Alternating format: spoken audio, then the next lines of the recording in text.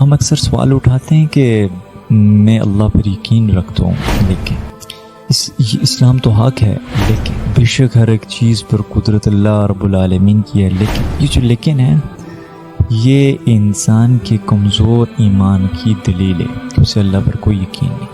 مومن تو وہ ہیں جو اللہ کو حکم آتا ہے تو اس کو تسلیم کر لیتے ہیں اور اس پر راضی ہو جاتے ہیں۔ نبی ان سے کہتے ہو کہ تم ایمان نہیں لائے، تم یہ کہو کہ تم اسلام میں داخل ہوئے ہو، ایمان تمہارے دلوں میں داخل نہیں ہوا۔ اللہ کی قسم اگر ایمان دلوں میں داخل ہو جائے تو زندگی پھر انسان صحابہ کی طرح گزارے، ان کے مقام تک تو نہیں پہنچ سکتا، لیکن زندگی گزارنے کا جو طریقہ اور سلیقہ ایک انسان کس طرح گزارتا ہے، نبی جو ایک ماڈل دیتے ہیں اور ایک مسلمان کو کس طرح زندگی گزارنی چاہیے، وہ تو آئیڈل صحابہ ہیں، تو پھر وہ زندگی گزارنے کی جو ترتیب ہے صحابہ جیسی بن جائے۔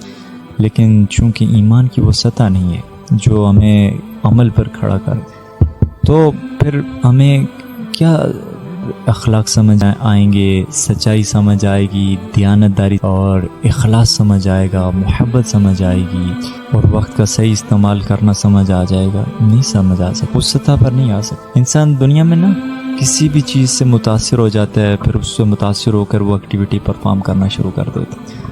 صحابہ کس سے متاثر ہوئے تھے؟ مومن کے لیے سب سے بڑی موٹیویشن اس کا ایمان ہے۔ جو اللہ پر وہ توکل کرتا ہے تو پھر اللہ کی ہر چاہت کو وہ اپنی چاہت بناتا ہے، اللہ کی ناپسندیدہ چیزوں کو وہ اپنی ناپسندیدہ چیزیں بناتا ہے۔ یہ سود ہے، بے حیائی ہے، لوگوں کے لکھے ہوئے قانون کو فالو کرنا ہے، یہ ساری جو چیزیں ہیں، کیا وجہ ہے؟ اللہ کے خالق ہونے پر ہمیں پورا یقین نہیں ہے، اللہ کے مالک ہونے پر یقین نہیں ہے، اللہ کے رازق ہونے پر یقین نہیں ہے۔